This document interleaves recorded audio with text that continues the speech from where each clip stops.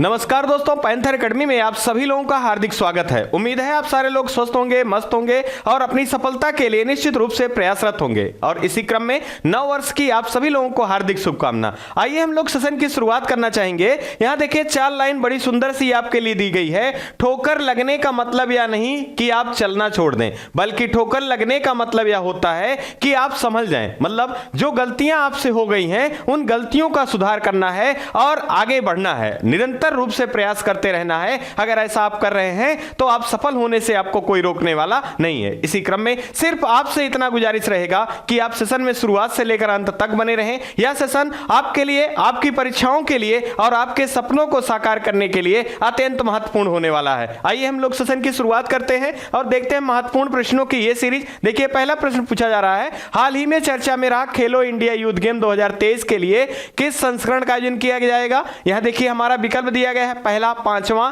दूसरा 3रा और तीसरा दिया गया है 6ठा और चौथा दिया गया है 8वां। यहां जो हमारा सही विकल्प होगा दोस्तों, विकल्प नंबर ए सही होगा। कौन सा विकल्प सही होगा? विकल्प नंबर ए सही होगा। खेलो इंडिया यूथ गेम 2023 जो आयोजन किया जाएगा, सबसे पहले कहां किया जाएगा? तो यह मध्य प्रदेश के 8 शहरों में किया जाना है। कहां? मध्य प्रदेश के 8 शहरों में किया जाना है। और संस्करण कौन सा होगा? तो आप ध्यान रखेंगे ये 5वां संस्करण है। इसी क्रम में दोस्तों हम लोगों को चौथा संस्करण भी नहीं भूलना है, याद रखना है। इसका आयोजन कहां किया गया था? तो हरियाणा के पंचकुला में, हरियाणा के पंचकुला में किया गया था। और इसका शुभंकर भी याद रखेंगे धाकड़ जो है इसका शुभंकर था। और पदक तालिका में पहले स्थान पे कौन था? तो आप याद रखेंगे हरियाणा जो है ये पदक तालिका में पहले स्थान पर था। इसी क्रम में अगर हम बात करें 5वें संस्करण का आयोजन कहां किया जाएगा, तो मध्य प्रदेश के 8 शहरों में किया जाना है। कब किया जाना है? तो जनवरी 2023 में इसका आयोजन किया जाना है। इसी क्रम में आपसे यह भी पूछा जा सकता है कि खेलो इंडिया यूथ गेम सबसे पहली बार कब आयोजित किया गया था? तो आप ध्यान रखेंगे दोस्तों 2018 में खेलो इंडिया यूथ गेम का आयोजन पहली बार किया गया था। और कहां किया गया था? नई दिल्ली में किया गया था। यह भी आपको याद रखना है। इसी क्रम में एक और महत्वपूर्ण प्रश्न पूछा जाता है, आप उसको भी ध्यान रखेंगे। आपसे पूछा जाता है खेलो इंडिया यूनिवर्सिटी गेम, खेलो इंडिया यूनिवर्सिटी गेम, इसका दूसरा संस्करण कहां आयोजित किया गया था? तो आप याद रखेंगे इसका दूसरा संस्करण कर्नाटक में आयोजन किया गया था। साथ ही साथ इसका शुभंकर क्या था? वीरा। और तीसरा संस्करण खेलो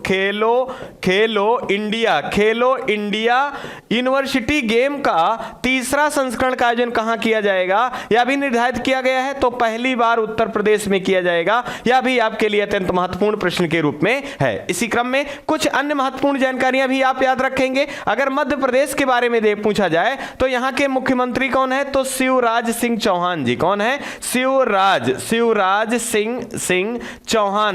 सिंह चौहान जी जो हैं यहां के मुख्यमंत्री हैं। इसी क्रम में मध्य प्रदेश को दोस्तों टाइगर स्टेट और सोया सिटी के नाम से भी जाना जाता है। साथ ही साथ मध्य प्रदेश की राजधानी क्या है? भोपाल। क्या है मित्रों? भोपाल है। और आप याद रखेंगे मध्य प्रदेश का शहर है इंदौर। कौन है? इंदौर। यह जो है लगातार स्वच्छता सर्वेक्षण में भारत का सबसे स्वच्छ शहरों की सूची में कौन सा शहर है? तो इंदौर है। यह भी याद रखना है। साथ ही साथ याद रखेंगे इंदौर में ही 17वां प्रवासी भारतीय दिवस का आयोजन किया जाएगा। यह भी आपके लिए अत्यंत महत्वपूर्ण प्रश्न के रूप में है। कूनो नेशनल पार्क चर्चा में रहा है, यह किस राज्य से संबंधित है? तो मध्य प्रदेश से संबंधित है। यह भी आप याद रखेंगे। इसी क्रम में अगर पूछा जाए सबसे अधिक वन क्षेत्र वाला राज्य पहले स्थान पे कौन सा है, तो याद रखेंगे मध्य प्रदेश जो है वन क्षेत्र में सर्वाधिक वन क्षेत्र वाला राज्य है। और सबसे कम अगर पूछा जाए तो हरियाणा है। साथ ही साथ आपसे पूछा जा सकता है बाल मृत्यु दर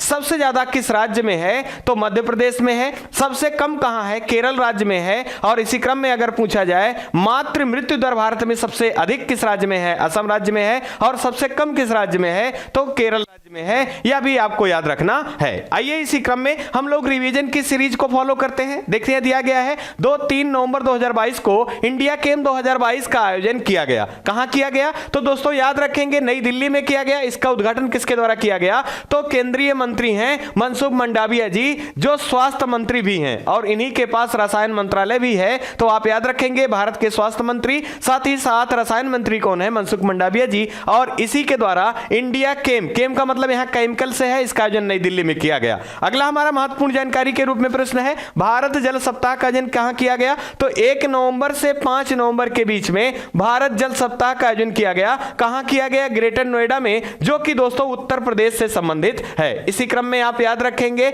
ग्रेटर नोएडा से ही जेवर अंतरराष्ट्रीय हवाई अड्डे का संबंध कहां से है, तो ग्रेटर नोएडा से है। साथ ही साथ राष्ट्रीय विरासत संस्थान कहां बनाए जाने की घोषणा की गई है, तो ये ग्रेटर नोएडा में। साथ ही साथ अगर आपसे पूछा जाए ग्रेटर नोएडा में ही नेशनल अंतरराष्ट्रीय डेयरी अनुसंधान सम्मेलन का आयोजन कहां किया गया था, तो ये आयोजन किया गया था ग्रेटर नोएडा में। और इसका उद्घाटन किसके द्वारा किया गया था, तो प्रधानमंत्री नरेंद्र मोदी जी द्वारा किया गया था। दोस्तों ये सारे प्रश्न कहीं ना कहीं आपकी परीक्षाओं के लिए काफी महत्वपूर्ण है, आप इनको जरूर याद रखेंगे, रिकॉल रखेंगे। आइए इसी क्रम में हम लोग अगले महत्वपूर्ण प्रश्न को देखते हैं। हाल ही में भारतीय सेना के इंजीनियर इन चीफ पद पर किसे नियुक्त किया गया है। देखिए पहला विकल्प दिया गया हरपाल सिंह, दूसरा अरविंद वालिया, तीसरा अनिल चौहान, चौथा दिया गया है मनोज पांडे। यहां जो सही विकल्प हमारा है विकल्प नंबर बी सही है। आपको ध्यान रखना है कि भारतीय नौसेना के इंजीनियर इन चीफ के पद पर किसे नियुक्त किया गया है, अरविंद वालिया जी को नियुक्त किया गया है। यहां देखिए इनका पिक्चर भी दिखाया गया है। साथ ही साथ आपसे ऐसा भी पूछा जा सकता है दोस्तों कि इन्होंने किसका स्थान ग्रहण किया है, तो आप याद रखें हरपाल सिंह जी के स्थान पर किसे नियुक्त किया गया है, अरविंद वालिया को नियुक्त किया गया है। और भारतीय सेना के इंजीनियर इन चीफ के पद पर। इसी क्रम में भारतीय सेना से बहुत महत्वपूर्ण प्रश्न पूछे जाते हैं। अगर पूछा जाए भारतीय थल सेना दिवस कब मनाया जाता है, तो आप याद रखेंगे 15 जनवरी को थल सेना दिवस मनाया जाता है। और वर्तमान में थल सेना के प्रमुख कौन है, तो मनोज पांडे। कौन है दोस्तों, मनोज पांडे जी हैं। यह भी आपके लिए अत्यंत महत्वपूर्ण प्रश्न के रूप में है। इसी क्रम में वायुसेना नहीं भूलेंगे मित्रों, वायुसेना दिवस कब मनाया जाता है, तो आप ध्यान रखेंगे 8 अक्टूबर। कौन सा, 8 अक्टूबर को वायुसेना दिवस मनाया जाता है। और यहां इनके प्रमुख कौन है, तो आप याद रखें विवेक राम चौधरी जी जो हैं, ये कौन है, वायुसेना के प्रमुख है, भारतीय वायुसेना के प्रमुख हैं। इसी क्रम में आपको ध्यान रखना है नौसेना, याद रखना है नौसेना के बारे में। तो आप 21 दिवस को नौसेना दिवस मनाया जाता है। 4 दिसंबर को राष्ट्रीय नौसेना दिवस मनाया जाता है। हाल ही में 51वां नौसेना दिवस मनाया गया है। और नौसेना के प्रमुख कौन है, तो आर हरि कुमार जी जो हैं, ये भारतीय नौसेना के प्रमुख हैं। यह भी आपको याद रखना है। इसी क्रम में आपसे पूछा जा सकता है कि तीनों सेनाओं का कमांडर किसे कहा जाता है, तो राष्ट्रपति को तीनों सेनाओं का कमांडर कहा जाता है। साथ ही साथ आपको याद रखना है कि वर्तमान में भारत के सीडीएस या भारत के दूसरे सीडीएस के रूप में किसे नियुक्त किया गया है, तो अनिल चौहान। कौन, अनिल चौहान जी को नियुक्त किया गया है। इसी क्रम में आप भूलेंगे नहीं भारत के पहले सीडीएस के रूप में किसे नियुक्त किया गया था, तो जनरल बिपिन रावत जी को नियुक्त किया गया था। यह भी आपके लिए अत्यंत महत्वपूर्ण प्रश्न के रूप में है। इसी क्रम में हम लोग आइए रिवीजन की सीरीज को पुनः देखते हैं। अगला है भारत के सबसे बड़े भूल भुलैया उद्यान का उद्घाटन किया गया, किसके द्वारा किया गया, तो आप ध्यान रखेंगे प्रधानमंत्री नरेंद्र मोदी जी द्वारा किया गया।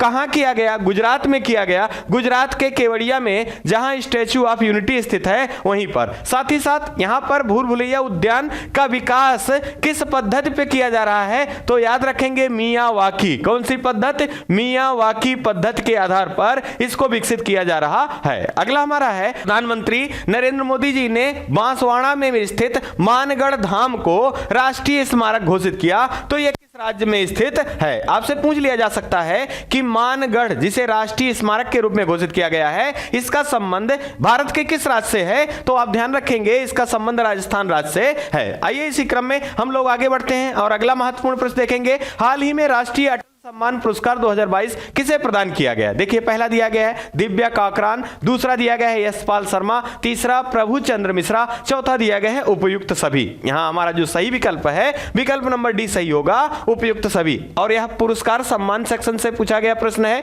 और परीक्षा कोई भी हो मित्रों, तो कहीं ना कहीं पुरस्कार सम्मान खेल जगत से प्रश्न जरूर बनते हैं। तो आप इसी क्रम में कुछ महत्वपूर्ण पुरस्कारों को हम लोग देखने वाले हैं जो कि हमारी परीक्षाओं के लिए अत्यंत महत्वपूर्ण है। आइए हम लोग इस प्रश्न को देखें।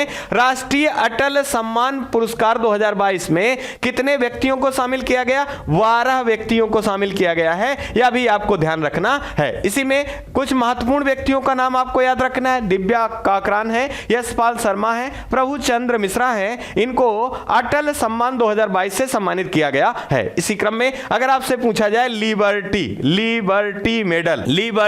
मेडल से किसे सम्मानित किया गया है, तो आप याद रखेंगे यूक्रेन के राष्ट्रपति हैं व्लादिमीर जेलेंस्की। इनको कौन से पुरस्कार से? लिबर्टी मेडल पुरस्कार से सम्मानित किया गया है। अगर आपसे पूछा जाए सखारोह पुरस्कार शांति के क्षेत्र में दिया जाने वाला है, 2022 किसे दिया गया है? तो आप याद रखें यूक्रेन के नागरिकों को दिया गया है। यह भी आपके लिए अत्यंत महत्वपूर्ण प्रश्न के रूप में है। इसी क्रम में अगर बात की जाए यूनेस्को शांति पुरस्कार, साथ ही साथ याद रखेंगे दोस्तों नानसेन पुरस्कार से किसे सम्मानित किया गया है? तो एंजेला मार्केल को सम्मानित किया गया है, जो कि जर्मनी की पूर्व चांसलर रही है। इसी क्रम में अगर आपसे पूछा जाए हाल ही में 31वां व्यास सम्मान, 31वां सरस्वती सम्मान से किसे सम्मानित किया गया है? तो व्यास सम्मान से असगर वजाहत को सम्मानित किया गया है। साथ ही साथ सरस्वती सम्मान की अगर बात की जाए तो रामदरस मिश्रा जी को दिया गया है। इसी क्रम में 32वां बिहारी पुरस्कार अगर पूछ लिया जाए तो आप ध्यान रखेंगे डॉक्टर माधव हांडा को दिया गया है। अगर पूछा जाए अंतरराष्ट्रीय बुकर पुरस्कार प्राप्त करने वाली पहली भारतीय महिला कौन है? तो आप जरूर याद रखेंगे गीतांजलि श्री हैं। और इनकी कृति क्या है? रेत की समाधि। और इसका हिंदी अंग्रेजी अनुवाद किसके द्वारा किया गया है? तो ड्रेजी रोपवेल के द्वारा किया गया है, टॉम ऑफ द सैंड। इसी के लिए अंतरराष्ट्रीय बुकर पुरस्कार 2022 गीतांजलि श्री को दिया गया है। अगर आपसे बुकर पुरस्कार पूछ लिया जाए दोस्तों, बुकर पुरस्कार के बारे में, तो आप ध्यान रखेंगे साहेन करुण तिलका को दिया गया है। यह भी आपके लिए अत्यंत महत्वपूर्ण पुरस्कार के श्रेणी में माना जाने वाला प्रश्न के रूप में है। इसी क्रम में आपसे पूछा जा सकता है रॉयल गोल्ड मेडल प्राप्तकर्ता कौन है? तो आप ध्यान रखेंगे बालकृष्ण दोषी। कौन? बालकृष्ण दोषी जी हैं। और आर्किटेक्ट के क्षेत्र में एकमात्र प्रतियर पुरस्कार प्राप्तकर्ता कौन है? भारतीय बालकृष्ण दोषी जी हैं। इसको भी याद रखना है। इसी क्रम में दादा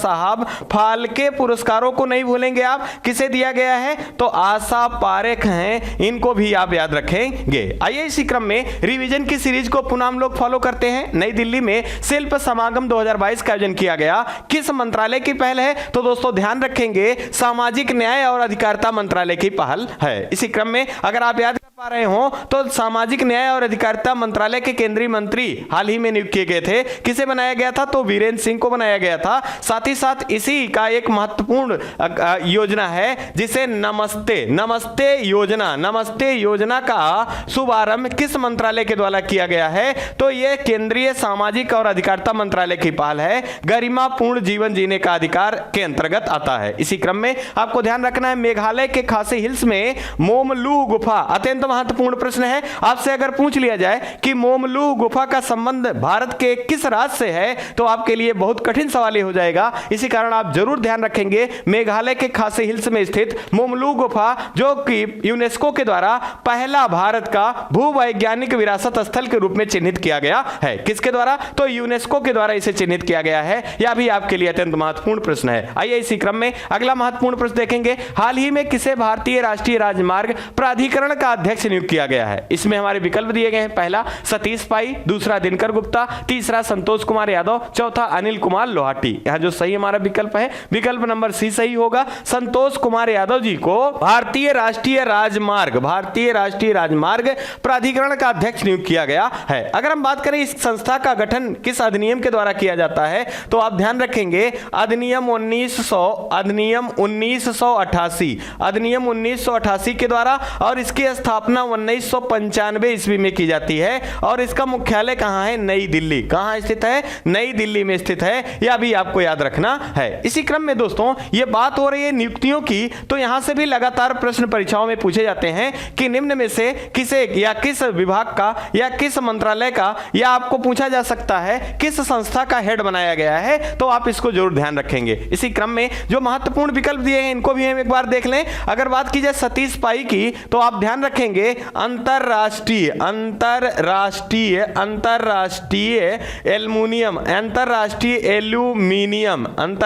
एल्यूमिनियम संस्थान के अध्यक्ष किसे नियुक्त किया गया है? सतीश पाई को नियुक्त किया गया है। अगर आपसे पूछा जाए राष्ट्रीय जांच एजेंसी, जिसे NIA के नाम से जाना जाता है, नेशनल इन्वेस्टिगेशन एजेंसी, इसके प्रमुख किसे नियुक्त किया गया है? दिनकर गुप्ता जी को। और अभी हम बात कर रहे थे कि भारतीय राष्ट्रीय राजमार्ग प्राधिकरण के अध्यक्ष किसे बनाया गया है? संतोष कुमार यादव को बनाया गया है। इसी क्रम में आपको भूलना नहीं, हाल ही में फसाई के नए अध्यक्ष किसे नियुक्त किए गए हैं? तो अनिल कुमार लोहाटी जी को नियुक्त किया गया है। इसी क्रम में आप ध्यान रखेंगे भारतीय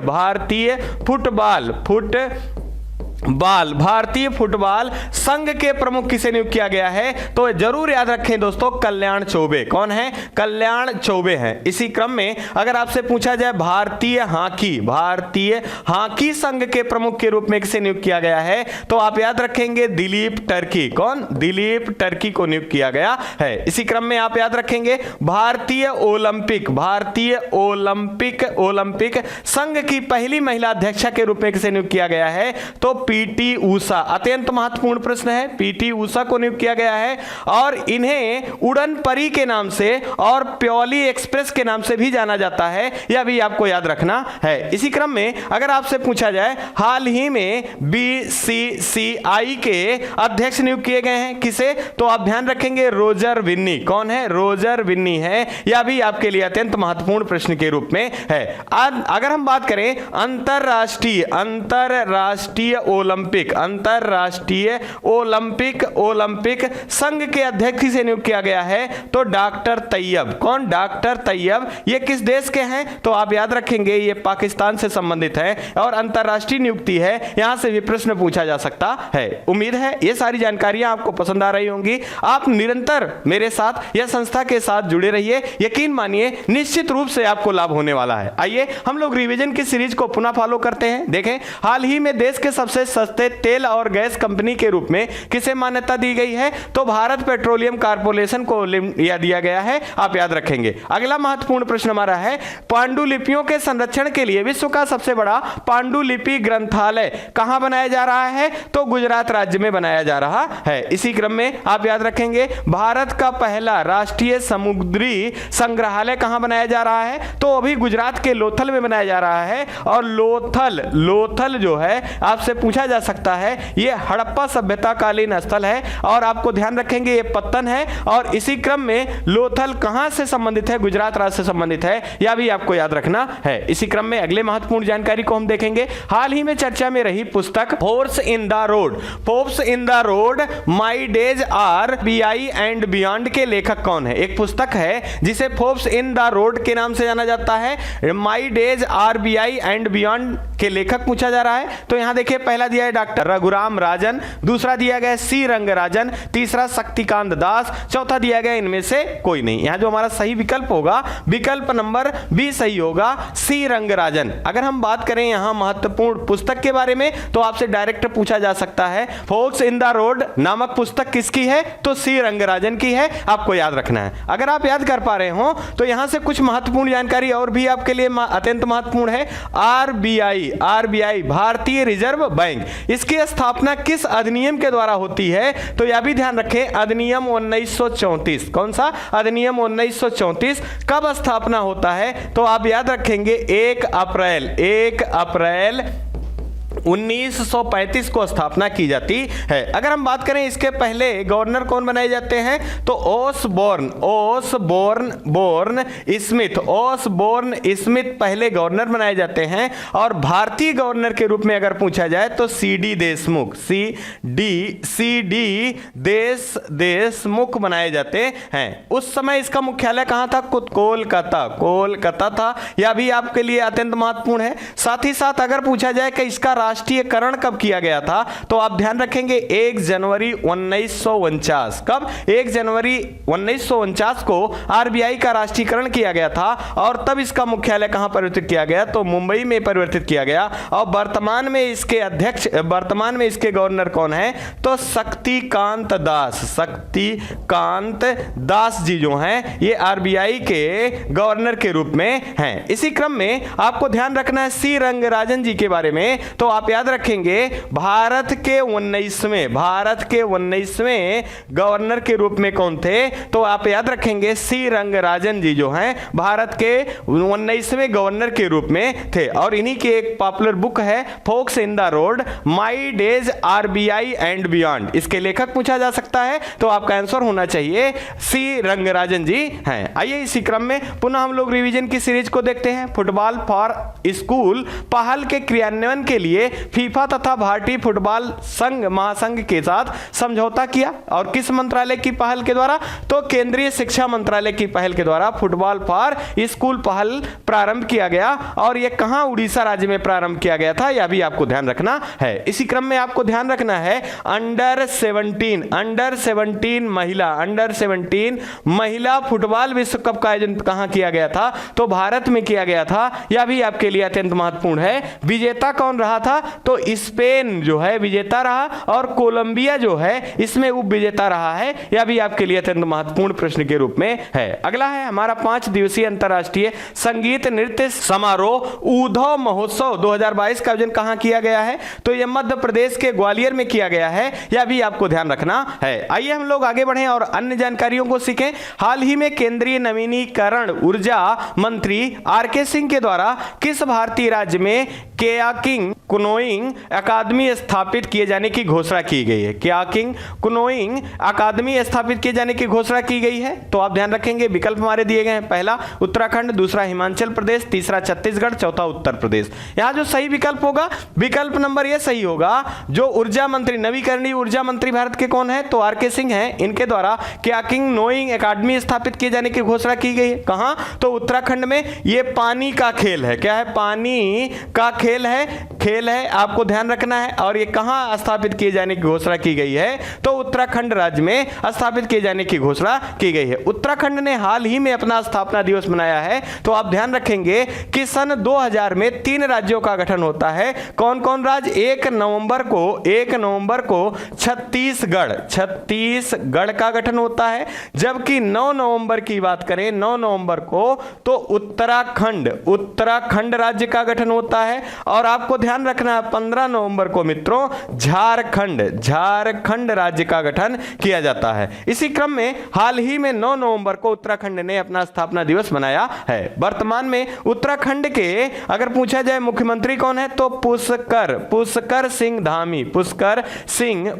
सिंह धामी जी जो हैं ये वर्तमान में यहाँ के मुख्यमंत्री हैं। और आप ध्यान रखेंगे यहाँ की पहली महिला विधानसभा अध्यक्ष चुनी गई हैं, कौन है, तो रितु खंडूरी। कौन है, रितु खंडूरी जो हैं ये पहली महिला विधानसभा अध्यक्ष चुनी गई हैं। यहाँ विधानसभा की सीटें कितनी हैं, 70 विधानसभा की सीटें हैं। अगर आपसे पूछा जाए Jim Corbett national park, Jim Corbett national park का संबंध किस राज्य से है? तो ये उत्तराखंड से है। अब इसे किस नाम से जाना जाता है? तो रामगंगा नेशनल पार्क के नाम से जाना जाता है। इसका पुराना नाम क्या था? तो आप याद रखेंगे हेली नेशनल पार्क था। यह भी आपके लिए अत्यंत महत्वपूर्ण प्रश्न के रूप में है। अगर पूछा जाए नई शिक्षा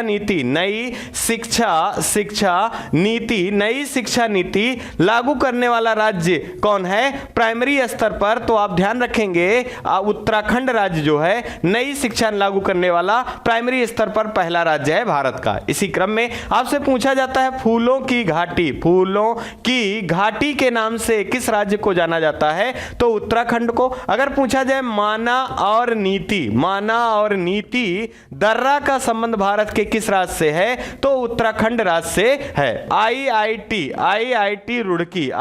रुड़की का संबंध किस राज्य से है? तो उत्तराखंड राज्य से है। और सुपर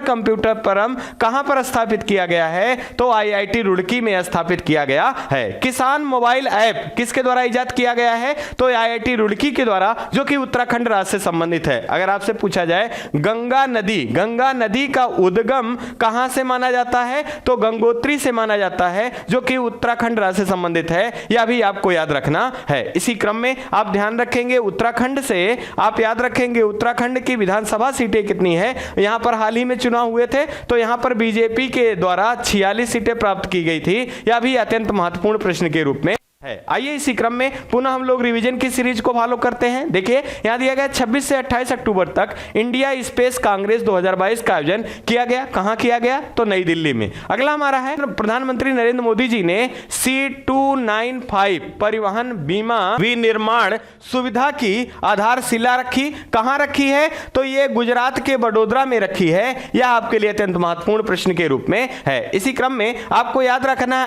अटल ब्रिज, यहां कंफ्यूज नहीं होना है मित्रों। अटल टनल, अगर आपसे प्रश्न अटल टनल पूछा जाए तो हिमाचल प्रदेश के रोहतांग दर्रे से संबंधित है और 2022 का बेस्ट इंफ्रास्ट्रक्चर अवार्ड के नाम से किसे सम्मानित किया गया है? तो अटल टनल को। इसकी लंबाई कितना है? 9.02 किलोमीटर। जबकि अटल ब्रिज की बात की जाए तो इसकी संरचना पतंग जैसी है और ये कहां स्थापित किया गया है? अहमदाबाद में स्थापित किया गया है। यह भी आपको याद रखना है। इसी क्रम में आइए हम लोग अगला महत्वपूर्ण जानकारी सीखेंगे। यहां देखिए अगला है, हाल ही में भारत के पहले कृषि मध्यम श्रेणी ड्रोन का प्रमाणन प्रदान किया गया। मतलब प्रश्न पूछा जा रहा है भारत के किस पहले कृषि मध्यम श्रेणी ड्रोन को प्रमाणित किया गया है? तो देखिए पहला दिया गया गरुण एरोस्पेस, दूसरा थानोस, तीसरा दिया गया मारुत ड्रोन है और यही आपका सही विकल्प है। विकल्प नंबर सी जो है ये मारुत ड्रोन है और मारुत ड्रोन को ये मध्यम कृषि श्रेणी में प्रमाणन प्राप्त किया गया है। अगर हम बात करें यहां ड्रोन की तो आप ध्यान जरूर रखेंगे। अगर पूछा जाए आपसे कि भारत का पहला यात्री ड्रोन कौन सा है? तो आप ध्यान रखेंगे वरुण। कौन सा है? वरुण है। इसी क्रम में आपसे पूछा जा सकता है ड्रोन नीति लागू करने वाला भारत का पहला राज्य कौन सा है? हिमाचल प्रदेश है। अगर पूछ लिया जाए ड्रोन मेला का आयोजन कहां किया गया था? तो नई दिल्ली में इसका आयोजन किया गया था। और हाल ही में आपसे पूछा जा सकता है कि भारत में ड्रोन निर्माण करने वाली संस्था का नाम क्या है? तो आप ध्यान रखेंगे गरुण एरोस्पेस जो है ये भारत में ड्रोन निर्माण वाली संस्था के रूप में जानी जाती है। इसी क्रम में आपको जरूर याद रखना है हाल ही के दिनों में कुछ महत्वपूर्ण प्रक्षेपण हुए हैं। जैसे अगर आपसे पूछा जाए MOM mission, Mars orbital mission हाल ही में निष्क्रिय साबित किया गया है। किसके द्वारा प्रक्षेपित किया गया था?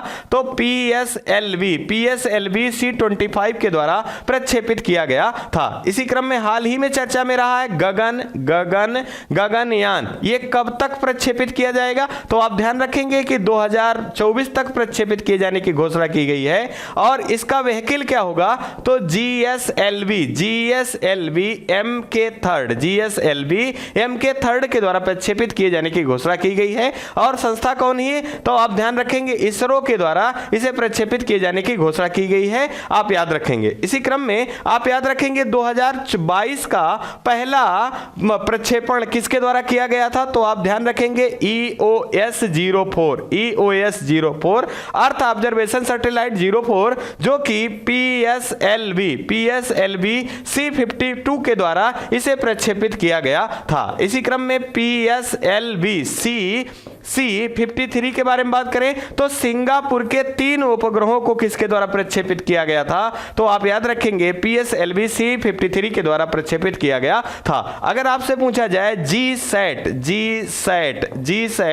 24 किसके द्वारा? तो एरियन 5 के द्वारा फ्रेंच गुयाना के कोरू से प्रक्षेपित किया गया है। यह भी आपके लिए अत्यंत महत्वपूर्ण प्रश्न के रूप में है। यकीन मानिए ये सारे प्रश्न आपके लिए कहीं ना कहीं जरूर मददगार साबित होंगे आपकी सफलता में, आप इनको जरूर याद रखेंगे। आइए रिवीजन की सीरीज को पुनः देखते हैं। मेजर ध्यानचंद स्टेडियम में गंगा उत्सव नदी महोत्सव का आयोजन किया गया। ये कहां से? तो आप ध्यान रखेंगे 4 नवंबर को नई दिल्ली में इसका आयोजन किया गया है। अगर बात करें नवंबर 2022 में काशी वाराणसी में 1 महीने तक चलने वाले काशी तमिल संगम का आयोजन किया जाएगा। तो ये किस मंत्रालय की पहल है? शिक्षा मंत्रालय की। और किसके द्वारा इसका उद्घाटन किया गया? तो प्रधानमंत्री नरेंद्र मोदी जी द्वारा इसका उद्घाटन किया गया। यह भी ध्यान रखना है। अगले महत्वपूर्ण जानकारी के रूप में देखें, हाल ही में भारत और किस देश के बीच में आर्थिक सहयोग और व्यापार समझौता प्रभावी किया गया? देखिए यहां पहला दिया गया है जापान, दूसरा UAE, तीसरा अमेरिका, चौथा ऑस्ट्रेलिया। यहां जो सही विकल्प हमारा है मित्रों, यह विकल्प नंबर डी सही होगा, ऑस्ट्रेलिया। ऑस्ट्रेलिया की बात करें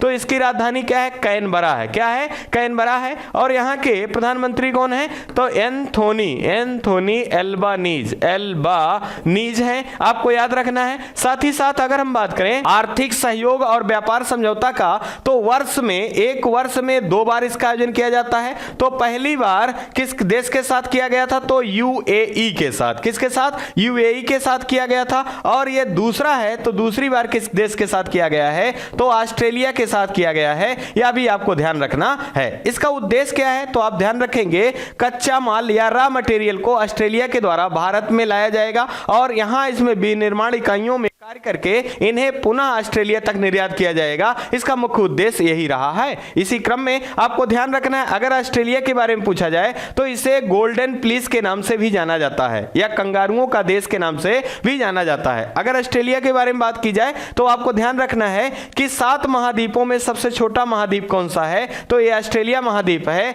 यह भी आपको याद रखेंगे। अगर हम बात करें प्रवाल भित्तियों से बना सबसे बड़ा, प्रवाल भित्तियों की संरचना से बना सबसे बड़ा प्रवाल भित्ति कहां है? तो विश्व में प्रवाल भित्तियों से बना सबसे बड़ा प्रवाल भित्ति ऑस्ट्रेलिया में है, जिसे ग्रेट बैरियर रीफ के नाम से जाना जाता है। इसी क्रम में अगर हम बात करें इसकी सर्वोच्च चोटी का नाम क्या है? तो माउंट कोसिस्को है। अगर हम बात करें विक्टोरिया मरुस्थल,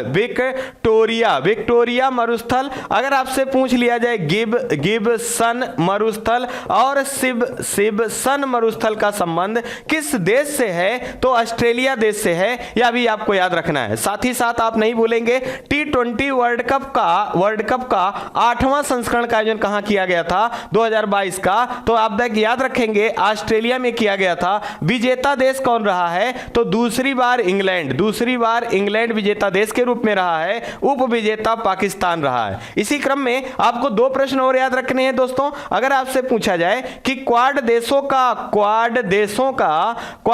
का 5वां बैठक कहां बुलाया जाएगा? तो यह ऑस्ट्रेलिया में बुलाया जाएगा। साथ ही साथ आपको याद रखना है कॉमनवेल्थ गेम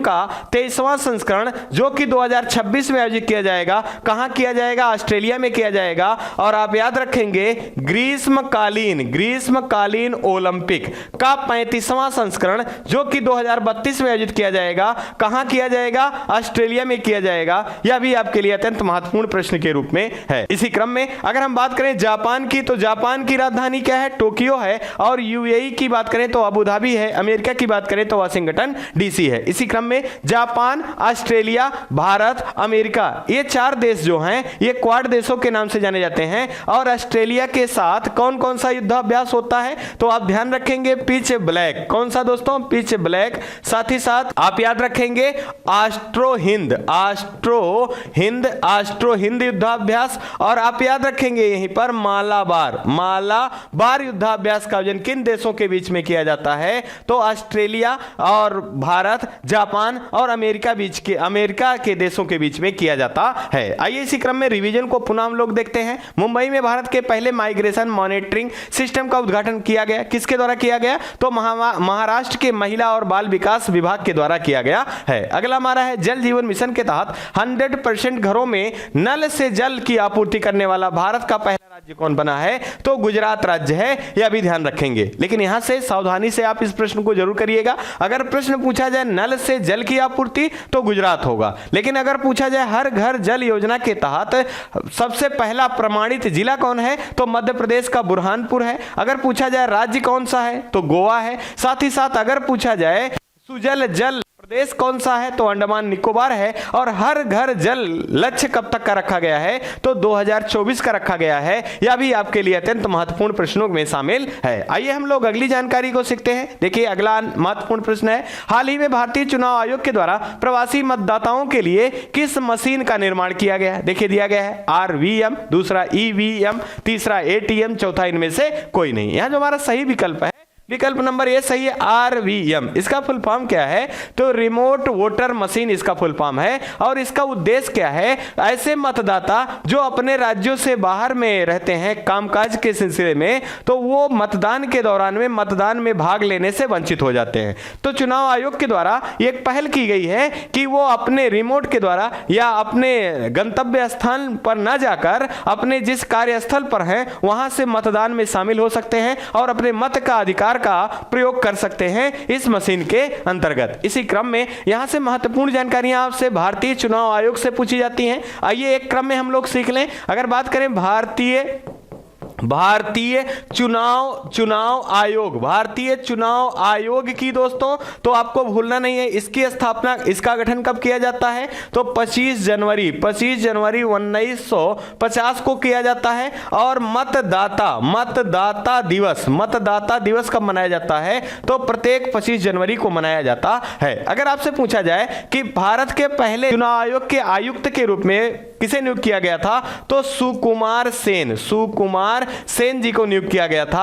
आपको यह भी ध्यान रखना है। अगर महिला में पूछा जाए तो रमा देवी, कौन है? रमा देवी हैं। आपको यह भी ध्यान रखना है। अगर पूछा जाए कि भारतीय निर्वाचन आयोग भारत राज्य व्यवस्था में किस भाग में वर्णित है, तो आप ध्यान रखेंगे चुनाव आयोग जो है भाग 15 में। और अनुच्छेद भी कई बार पूछा गया है, तो अनुच्छेद 324 से अनुच्छेद 329 तक चुनाव आयोग का क्या है यहां पर वर्णन है। इसी क्रम में आपसे पूछा जा सकता है मतदान किस अनुच्छेद में है? तो अनुच्छेद 326 में है। साथ ही साथ आपसे पूछा जा सकता है यहां महत्वपूर्ण प्रश्न के रूप में कि 21 वर्ष से 18 वर्ष घटाकर मतदान की आयु किस संविधान संशोधन के द्वारा किया गया था? 61वां संविधान संशोधन के द्वारा किया गया था। यहां से एक प्रश्न और याद रखें कि वर्तमान में भारत के मुख्य चुनाव आयुक्त कौन है? तो राजीव कुमार जी। कौन है? राजीव कुमार जी हैं। यह भी आपके लिए अत्यंत महत्वपूर्ण प्रश्न के रूप में है। आइए इसी क्रम में हम लोग पुनः एक बार रिवीजन की सीरीज को देखते हैं। उत्तर प्रदेश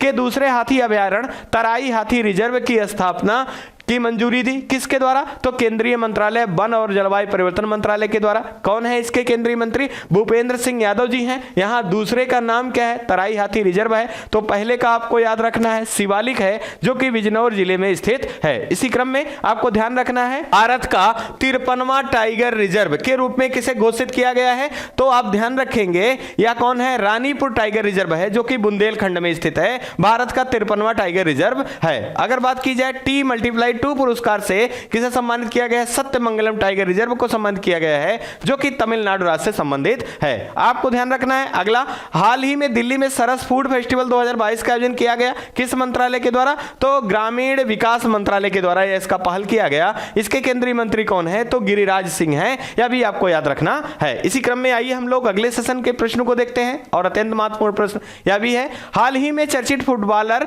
पेले का निधन हो गया, उनका संबंध किस देश से था? तो आप ध्यान रखेंगे विकल्प हमारे, देखिए पहला दिया गया अर्जेंटीना, दूसरा दिया गया ब्राजील, तीसरा मोरक्को, चौथा पोलैंड। यहां अगर हम बात करें सही विकल्प की, तो इनका संबंध ब्राजील से। ब्राजील की राजधानी क्या है? ब्राजीलिया। ब्राजीलिया जो है ब्राजील की राजधानी है। साथ ही साथ आप ध्यान रखेंगे, फुटबॉल के जादूगर, फुटबॉल के जादूगर के नाम से किसे जाना जाता है? तो पेले जी को फुटबॉल का जादूगर के नाम से जाना जाता है। ये किस देश से संबंधित थे? तो आप ध्यान रखेंगे मुल्क के थे। ब्राजील की राजधानी क्या है? ब्राजीलिया है। और अभी तक फीफा विश्व फुटबॉल का सर्वाधिक बार खिताब किस देश के द्वारा जीता गया है? तो ब्राजील के द्वारा जीता गया है। कितनी बार? 5 बार जीता गया है, यह भी आपको ध्यान रखना है। पेले जी का हाल ही में निधन हो गया है, इसी कारण यह चर्चा में है, आप ध्यान रखेंगे। साथ ही साथ अगर आप ध्यान कर पा रहे हो, को फीफा का हाल ही में 2022 का 22वां संस्करण आयोजन किया गया था। कहां आयोजन किया गया था? दोहा, कतर। कहां? दोहा, कतर में आयोजन किया गया था। और विजेता देश कौन रहा है? तो तीसरी बार अर्जेंटीना जो है, अर्जेंटीना विजेता देश के रूप में रहा है, यह भी आपको याद रखना है। इसी क्रम में अगर बात करें अर्जेंटीना की राजधानी क्या है? ब्यूनस आयर्स है। और मोरक्को की बात करें तो यहां की राजधानी क्या है? तो रबात जो है यहां की राजधानी है। पोलैंड की बात करें तो वारसा यहां की राजधानी है। इसी क्रम में यहां पर निधन से बात हो रही है, तो आपको एक महत्वपूर्ण निधन और याद रखना है। हाल ही में प्रधानमंत्री नरेंद्र मोदी जी की माता जी का भी निधन हो गया है, आप याद रखना है। हीराबेन इनका नाम है। इनका 100 साल की अवस्था में इनका निधन हो गया है। साथ ही साथ आप याद रखेंगे कि भारत के पहले मतदाता इनका नाम क्या है? श्याम शरण नेगी। इनका भी हाल ही में निधन हो गया है। आपको इनको भी याद रखना है कि भारत के सबसे पहले मतदाता का निधन हो गया है। इनका संबंध किस राज्य से था? तो आप यह भी ध्यान रखेंगे। और ये मतदाता के रूप में भारत के पहले मतदाता थे श्याम शरण नेगी जी, इनका भी निधन हो गया है। इसी क्रम में आज की सीरीज यही 10 प्रश्नों के साथ यही समाप्त हो रही है। उम्मीद है आपको ये सेशन पसंद आ रहा होगा। अगर ये मेरे द्वारा या संस्था के द्वारा दी गई जानकारी आपको पसंद आ रही है, तो चैनल को लाइक करना, शेयर करना, सब्सक्राइब करना ना भूलें। आप अपना और अपने परिवार का विशेष ध्यान रखें। जय हिंद, जय भारत।